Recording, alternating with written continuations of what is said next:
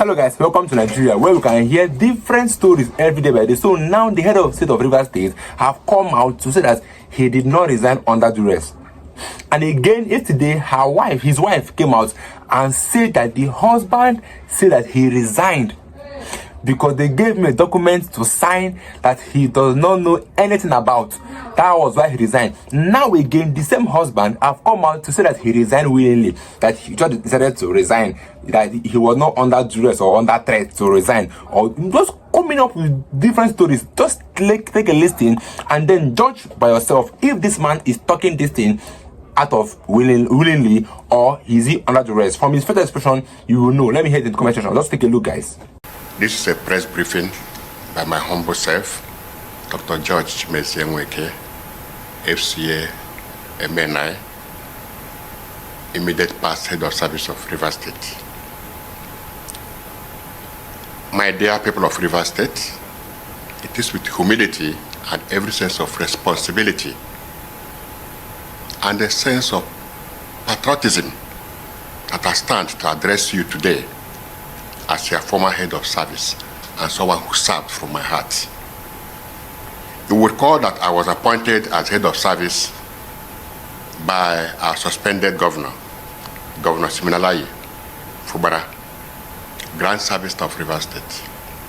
Let me also use this opportunity to appreciate him for giving me the opportunity to serve as head of service. With loads of misinformation on print and electronic media, I've chosen to put the records straight. I was not sacked. Neither was I pressured to resign. I did so willingly from the depth of my heart.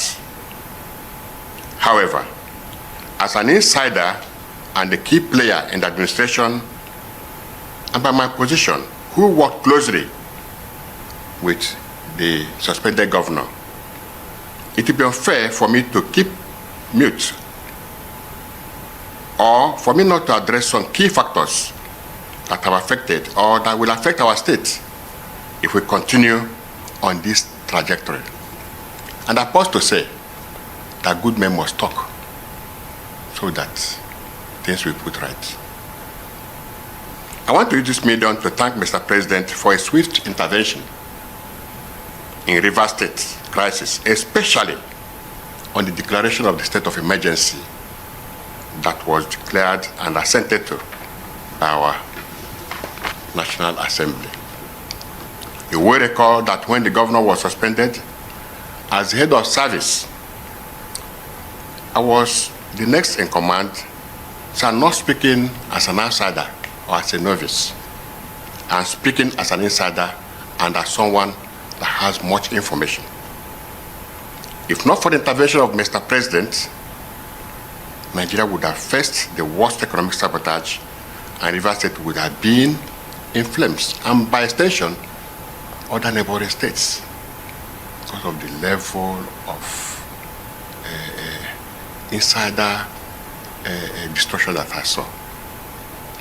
First, it all started with the State House of Assembly, where the governor, Sir Siminalayi Fubara, directed his chief of staff to burn down the assembly in a way to avert the suspected impeachment. That evening, Edison was in Government House with many of his boys, including the former chairman of Obiakpo, one Mr. Chijioke Ihunwo.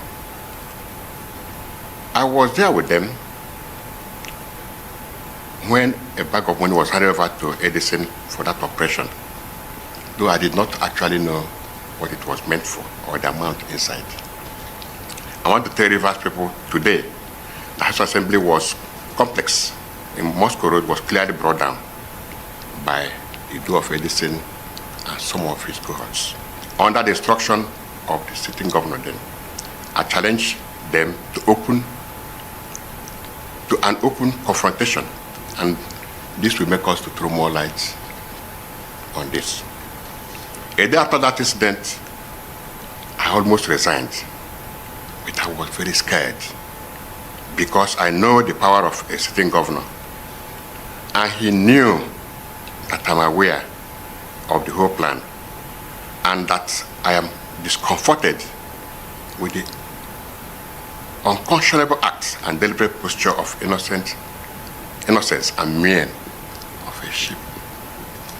Another attempt was also made to destroy the residential quarters of the House Assembly members, if not for the press conference that was made there by Rivers youths, Rivers elders, and National Assembly members. That would have been another barbaric demolition in Rivers State. I came to realize that they actually wanted to demolish that second building because after some weeks, the governor personally told me, a couple of others, that he knew that if he knew early, he would have gone to pull down their hall before visiting the residential quarters of the assembly, and that he didn't actually know what they had, that they had such a beautiful hall where they are using now for sitting.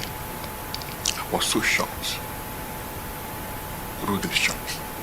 And I asked myself, how could a man that wants to lead his people be destroying his state's assets and wasting public funds in a needless ego fight? Thirdly, I want to advise some key stakeholders who have condemned the state of emergency made by the President and confirmed by National Assembly to retract their statements. They are speaking from points of ignorance. I also understand that they are only seeing the surface. Yes. If they had knowledge, they will even be commending Mr. President even openly. If the President did not take proactive steps, no one knows who would have been affected by the sinister plans that we are cooking. While I thank Mr. President for the state of emergency that was declared in Rivers State for a period of 6 months, I will plead with him not to give up on Rivers State affairs, because a lot is going on there with Governor Fubara. One of the factors that got me removed was when Governor Fubara told me that they will use the judge to decide who will become the next president of Nigeria. And I asked him, how will that work? Is it by votes or by what means? I'm still worried. I'm still worried. He clearly told me that he is the chief security officer of Rivers State and his brother is in charge of Bayelsa State. And all the pipelines are under their care, that at the appropriate time, they will tell the boys what to do, and fund was not an issue at all. That was when he made that statement in his public function, that, and I quote, I will tell the boys what to do at the appropriate time.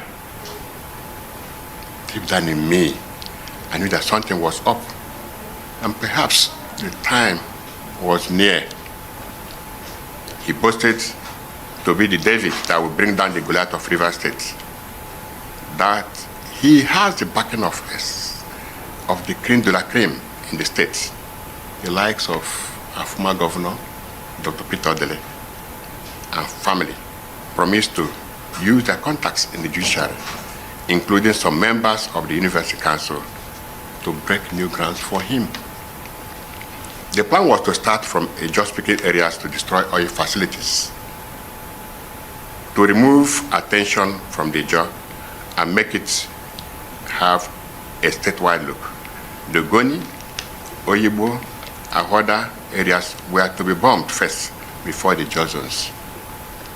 This would have brought down the government of President Tinubu and usher in a new president from the coalition of political parties with a vice president, possibly himself, as he was boasting. The media was recaptured by paying heavily for airtime and retaining the social media influencers and known social critics in their payroll. I'm not aware of what this revelation means, but I'm doing this to free my conscience and warn those innocent persons that are used to sway public sentiment that there is more than meets the eyes in the Rivers matter. Sometime I sleep over in government house, but I started becoming very uncomfortable when Governor Bala Muhammad and some other stakeholders started several nocturnal visits to Rivers State. I recall that one of such visits, he told me that he would support Bala Muhammad for president or any other northerner. That discussion is still ongoing, I'm pretty sure. Though I was not bothered about who he supports or not, I was more concerned about the quantum of state resources that were being released to these visitors at each of those unwanted visits. Let me draw the attention of Nigeria Labour Congress to call the chairman of the Rivers State chapter to order to avoid politicizing labor. I am privy to several private meetings between the governor and the labor leaders in the state, and largesse that accompanied each meeting to compromise the labor union. And I was to ask, why? What is actually the benefits to get from all this unnecessary destruction? More worrisome is several meetings between the governor, his chief of staff, and some militant leaders. Details of these meetings are not privy to, since I was not allowed into such meetings. However, each meeting ended with huge sums of money paid attendees in hard currency. I wish to state categorically that Rivers people are indeed Nigerians, are the beneficiary of the declaration of state of emergency rule in Rivers State, and not Governor Fubara. Neither is it our former minister, Chief Nelson Wike. Finally, I wish to call on Mr. President to urge the school administrator to step up his guards and be very vigilant, because I am aware of the sinister arrangements and dastardly plans to continue to hatch their plans if not put in check. This accounts for the organized media condemnations and seeming public outcry against Mr. President and National Assembly. Those who love democracy, those who love Rivers State, those who love development in any ramification, and those who love humanity in general will always protect humanity and democracy. Mr. President, sir, you have just protected democracy and humanity in Rivers State. You are our hero in Rivers State. Thank you, sir.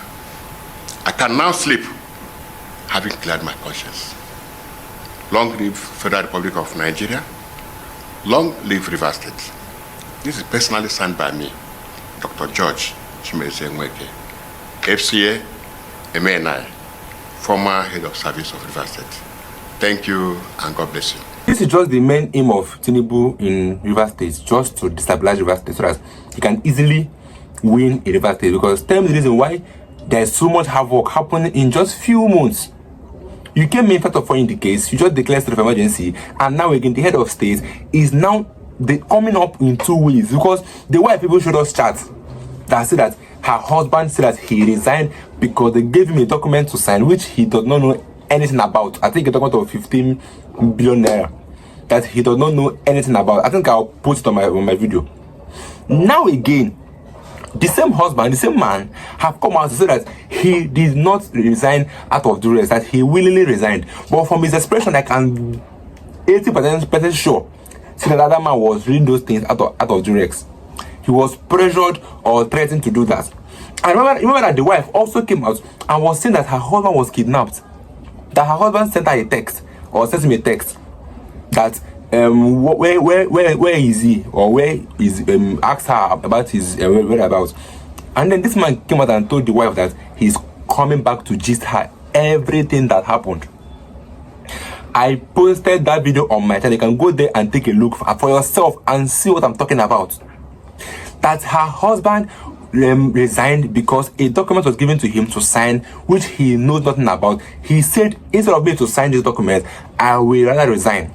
The same man have come out again to tell us that he did not resign out of duress, that he willingly resigned. What kind of country are we in, where we hear different dramas every day by day? We hear different drama. Just never like us to hear your view, comment section. I'm going to see my next video. Don't forget to subscribe. Stay tuned, guys.